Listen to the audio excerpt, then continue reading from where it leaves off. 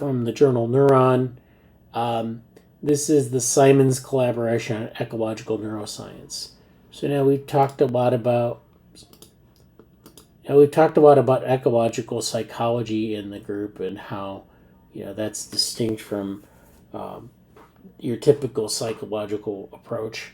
And then there's ecological neuroscience, which it really stresses the sort of external validity of the experiments. That is, like, if you do a typical experiment where you have a control group and you have like these trials that you present, that's a great way to sort of get at the mechanisms behind what's going on in the brain, but it's not a great way to understand like real-time behavior or behavior in the real world, which can be quite different. And so the Simons Institute has been doing, they have this team in ecological neuroscience. So this is where we're studying how the brain interacts with the world. And this article is from a number of people here. Not familiar with any of these people, but we'll see what the paper says. The Simons Institute in Ecological Neuroscience, or SEEN, which is the acronym, seeks to uncover general principles of brain function through an ecological perspective, studying perception, cognition, and action in the context of the affordances available to different agents. Here we introduce SEEN's goals, hypotheses, and approaches, outlining a collaborative vision for the next decade. So this is sort of setting up what they're trying to do here in this project. And so this is just kind of, I guess there's some results, but it's mostly a vision that they're trying to state. But let's look at what they're doing here. So, they basically set this up as like, this kind of naturalistic neuroscience that is more attuned with what we do in the real world than sort of the typical laboratory experiment. So there are a couple things enabling this at this point in time. The first is that you have a lot of imaging technologies or other neurotechnologies that allow for a lot of sort of access to different parts of the brain. So there are different types of recording devices that operate at different time scales. I think I showed that figure, I think it was last week, of how we have these different technologies that cover different time scales of cognition. So you have EEG, you have MEG, you have single cell recordings, you have fMRI, and they cover different time scales but also different spatial scales.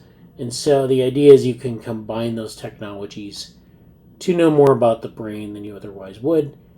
But then also we have this miniaturization, so you can take this and make it mobile. And so then you can actually be, you can get a better account of what animals are doing as they're freely moving around in an environment. They're interacting with things. They're grabbing things. They're walking or running. They're interacting with each other and so forth. We can also do things like tracking of movement. So we can actually track movement where, that's sort of the behavioral output. So you can look at the outputs of neural dynamics as behaviors. And so that's kind of the idea here. And so these technological leaps allow us to sort of build this research program and answer questions. And answer why questions instead of just how questions. So how questions are really kind of best answered with reductionist techniques, if you're looking for a mechanism, but the why questions maybe require a different approach. And so this is where we get into the SEEN project. And their definition of ecological is perhaps not the same as what we have from the J.J. Gibson definition onward, which is to say that J.J. Gibson had a very specific definition of ecological. But there is a sort of a focus on naturalistic approaches here, which is sort of what J.J. Gibson was getting at with his view of ecological. But this is, it's a naturalistic approach. It's where instead of having individual discrete trials and then averaging over trials, you have a run where the subject is freely moving around. You build a trajectory of behavior, sort of a trace of neural activity, and then you match those up. And you can then, you don't necessarily take the average of the behavior, but you're taking the dynamics. You can average parts of the dynamics together. But, the idea is that there is this this ability to look at things in a temporally dependent context. So that's, kind of thinking about how they view ecological as naturalistic, but also that you have these naturalistic stimuli.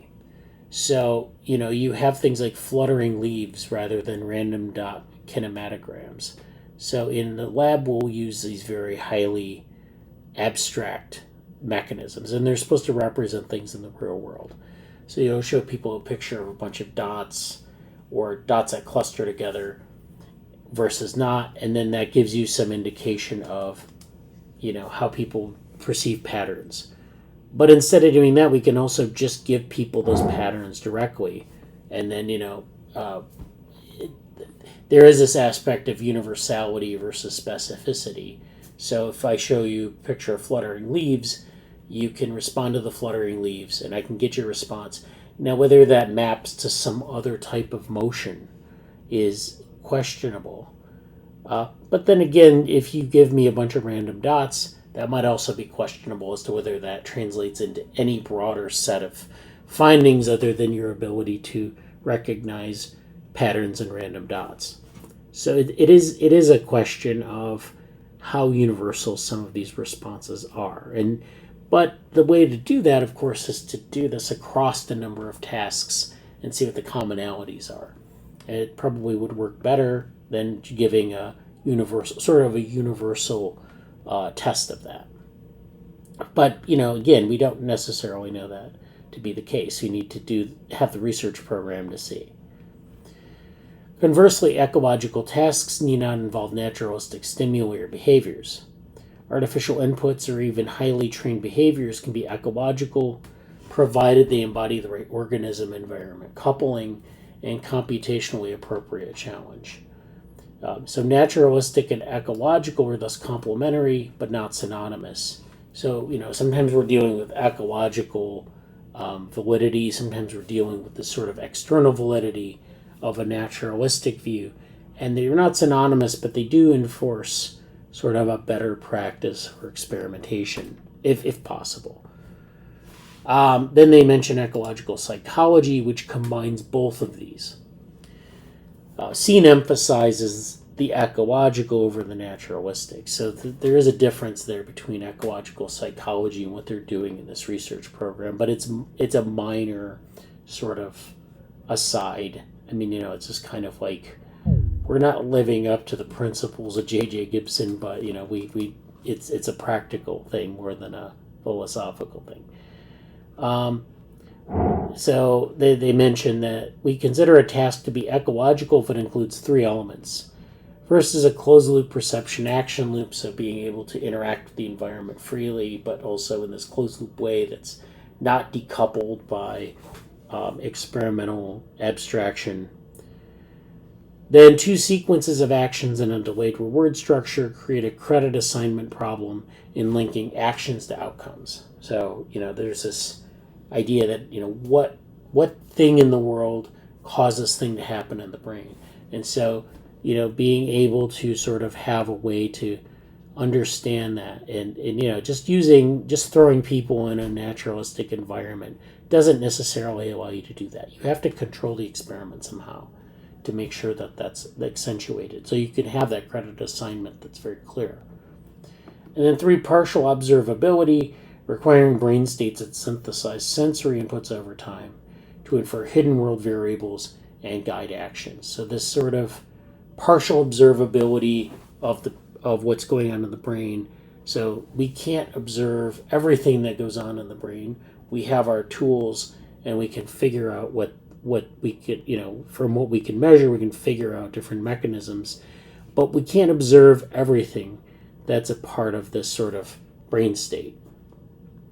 So, we use this sort of these partial states, and we have hidden states sometimes that we have to sort of infer our way around. So we'll use maybe sort of a hidden Markov model approach to extract that from the data, but we can't incorporate that into the experimental design itself. We do not espouse Gibson's claim that all information needed for action is directly accessible in sensory inputs. So Gibson argued that everything you need to know about action is in sensation, and they don't sort of subscribe to that, nor do we share his aversion to the concept of a representation. And we've talked about representations and representation-free stuff, and this actually goes back to the sort of radical cognitive or radical embodied cognition idea, as to there are no representations in the brain. And of course, a lot of neuroscientists and a lot of machine learning people would not say that, that they're representations, and in fact there need to be representations. So there's this debate over representation-free cognition versus representation-heavy cognition, and they do go down on the side of representations exist. So that's kind of the idea here. And so, yeah, that's interesting. With modern connectionist models, the divide between ecological psychology and ecological neuroscience has shrunk. Neural networks can rapidly extract features from raw inputs to guide behavior, blurring the line between direct perception and internal computation. That's an interesting quote, because that is kind of interesting. That we can enable sort of ecological psychology and the study of it because we have these techniques that sort of shrink the distance between what we need to observe and then this ideal of direct perception as the driving force behind action. Thus, our use of the term ecological neuroscience draws inspiration from ecological psychology, with its emphasis on perception, action loops, and environmental affordances. So this is, of course, where we have environmental affordances available to people interacting with things, but it extends towards mechanistic, neurobiological, and computational accounts that can span species and neural systems. So that's kind of where they're coming from. And so then they have these overarching hypotheses. So the first is, according to representational approaches, intelligent systems aim to infer latent causes from their observable effects on sensory inputs. By exploiting the statistical structure of the environment, internal models, or these representations, support flexible prediction, generalization, interpretation, and decision-making, and this is similar to model-based reinforcement learning.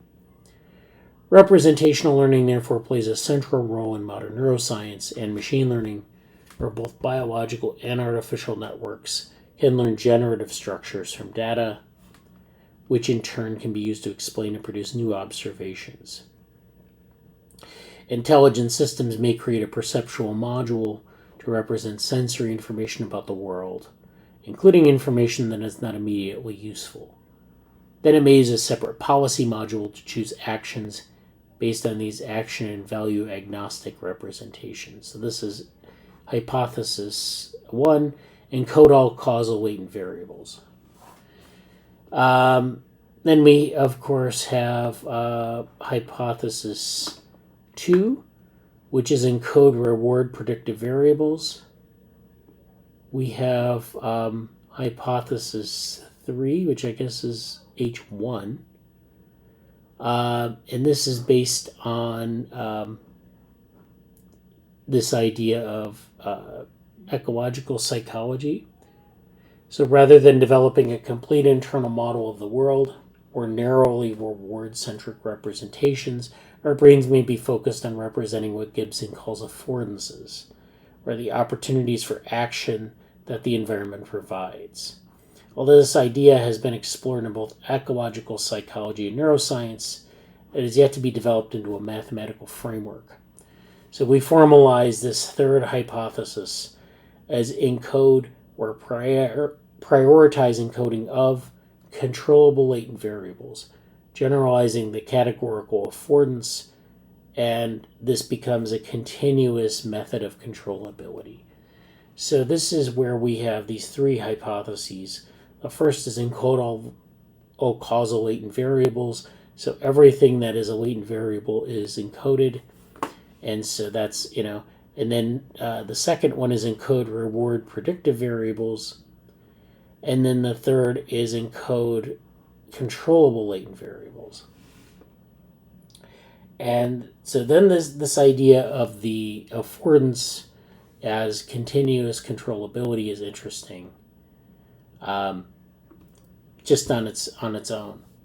So the idea is that these hypotheses need not be mutually exclusive or sum to one. They're sort of on orthogonal axes in the space of all possible internal representations. In their extremes, these hypotheses are already falsified. We can see the moon falsifying the extreme H1 and H2 hypotheses, although we cannot control it and it does not provide reward, at least not in the sense of promoting evolutionary fitness. We do not explicitly perceive the countless air molecules that cause wind or the billions of soil microbes that sustain plant life, falsifying the claim that we encode all causal variables.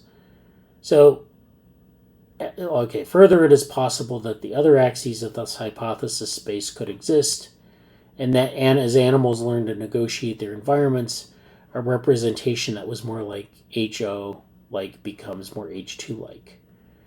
So this is kind of pointing out this idea that, it's kind of like this idea of ecological psychology as being the notion of direct perception. What they're saying here is that sort of the extreme position, maybe something like what Gibson took, is falsified because, you don't have to touch everything or experience everything that you know from sensory inputs. So if you see the moon in the sky, you don't need to touch the moon to know things about the moon. You can you can make inferential judgments about things based on observations and other things like that. So that means, this is, you see the moon in the sky, you don't need to reach up and touch it to know it's there. You can figure it out from other things. And so that's kind of what they're getting at. They don't need to take an extreme position on some of these things. They just need to have some moderate sort of position on this. And then this plays into the representations that are built. Can I ask a question about this? Yeah. I was just having having a conversation earlier today, and it's a very sidebar comment, and it's very me comment, and I know it's sort of a probably which perhaps a large amount of things I say fall in the category of not actually being that useful, but what to put it in a very maybe even intentionally naive way, why? Well, the root of the question, and I'm changing it as I go. The root of the question is essentially, the sense that Gibson's and perhaps extreme, take about its direct perception is that version of things. But either in understanding Gibson's viewpoint or people after it, how can I say this the right way? A very poor version of the question is it not the case, or is it, I guess, why haven't, I don't even know how to say this. Basically along the lines of,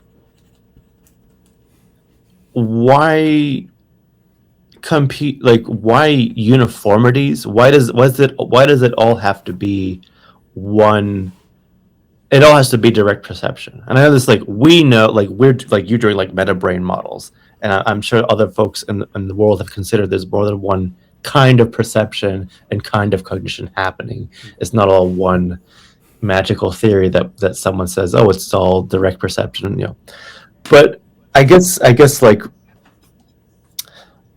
how maybe to ground it in the paper. Do you see this paper as essentially trying to give space for, okay, Gibson saw it this way, we're moving in this direction, here's a more nuanced view that has, if you will, sort of a hybridization or a better allocation of, here are some things that are for direct perception, but we also know, like we said about the moon, we can make reasonable inferences that aren't just, by direct perception. Well, I think the reason is because they're actually dealing with the brain. Like in Gibson's case, he was not connecting neuroscience to it. It was sort of like, this is how we deal with a perceptual scene. And then in radical embodied cognition, it's largely philosophical. So from a philosophical perspective, you don't need to have a representation. But when I guess, and I don't want to say that like neuroscience is where the rubber meets the road, but it kind of is that you have these neural mechanisms and you have ecological stuff going on. You have that perspective, and you have to kind of unite them. And I think especially also with like with machine learning and so forth, that like there are representations that are built in those models. So there's some role for representation.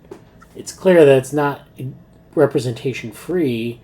We do things, and we have perception. We also have like decision making and memory and things like that. So we have those something. If we don't call it a representation or not, that's a sort of a academic debate. But you can't take an extreme position and do a neuroscience of ecological you know what I mean? Like you have to you have to take a more moderate position. And it's not to say that like people who think that representations are superfluous are wrong. It's just to say that like you need to have a stand-in at least for these kinds of things. Yeah, I think that's a very, I really appreciate that response, because I think what I'm evolving some of my macro perspectives on these things is like, and this goes back to some core aspects of like Cognition Futures Methods project. This goes back to even the first paper today about topological constraints, and it's sort of this sort of methodologies as constraints, as not ground truth, but like the means by which your vantage point is situated against something that you can measure or push back against it. In neuroscience, you have things that we can at least measure to some degree. In machine learning models, we have some amount of we're creating the model, so even if there's black box, there's like, okay, we know this amount of how we're making it and what some part of this representation or whatever might be. And it also goes back to, which came earlier this week, the Norbert Wiener quote of probably the one I cite most about the transmission of information is impossible save for as a transmission of alternatives. And like, why I'm saying it here is like the necessity to ground some of this stuff, even in a way that's not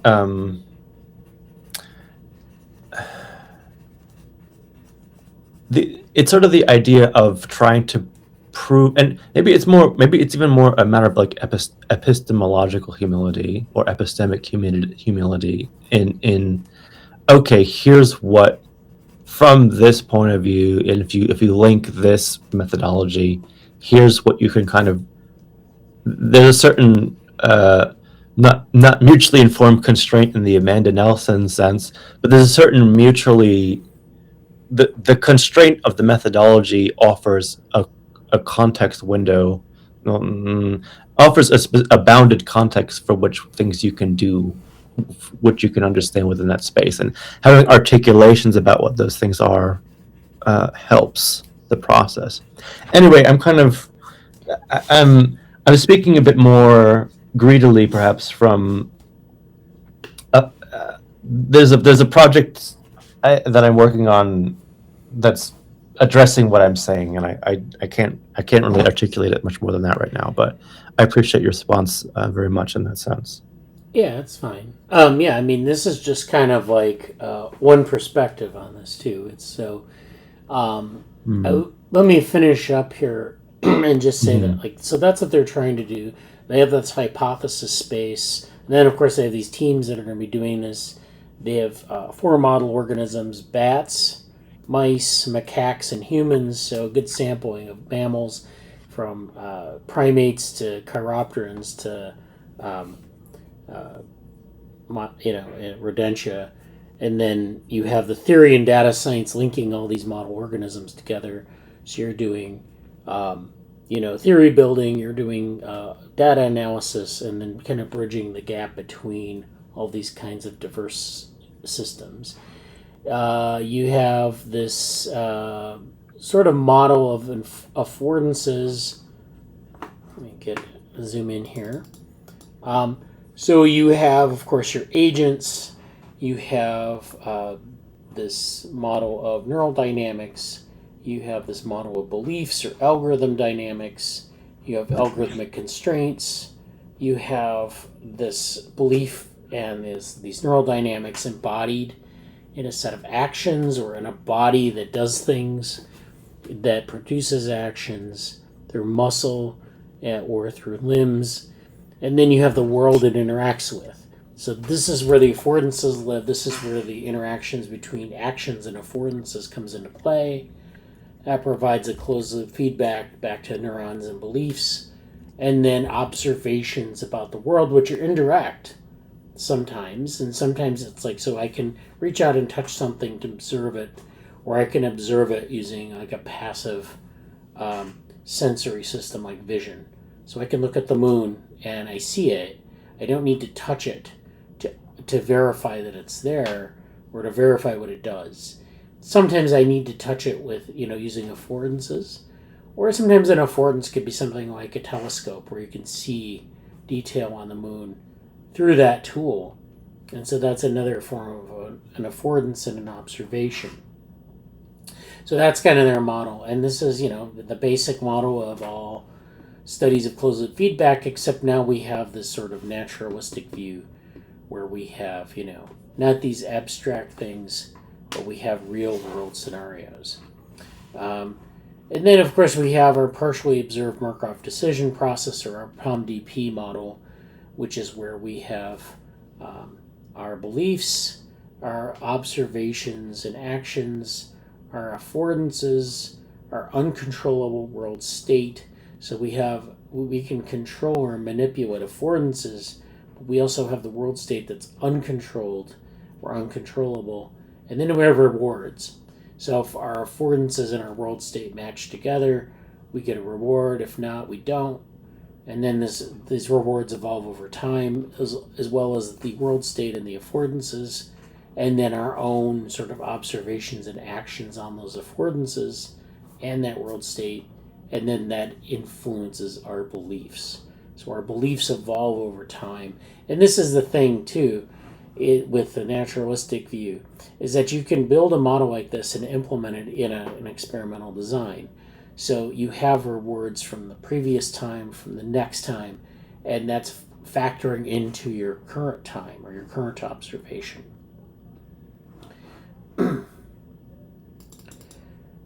Okay, so and then they just get into how their team works and their outlook, and basically using this sort of POMDP model, which is of course something that we use all the time in different settings in like looking at neuroscience and computational neuroscience, thinking about how we have this decision process that's based on partially observable things. You're making decisions looking at others behaviors. You can't observe what's going on in their brain or what they think, like kind of privately, but you can observe their public behaviors and their sort of their observable behaviors. So it's the same thing holds true for that as well. It's very common to use a POMDP model in active inference. In fact, a lot of the active inferences toolboxes use this POMDP model to model the decision-making process for those tools. So you're implementing something very similar here.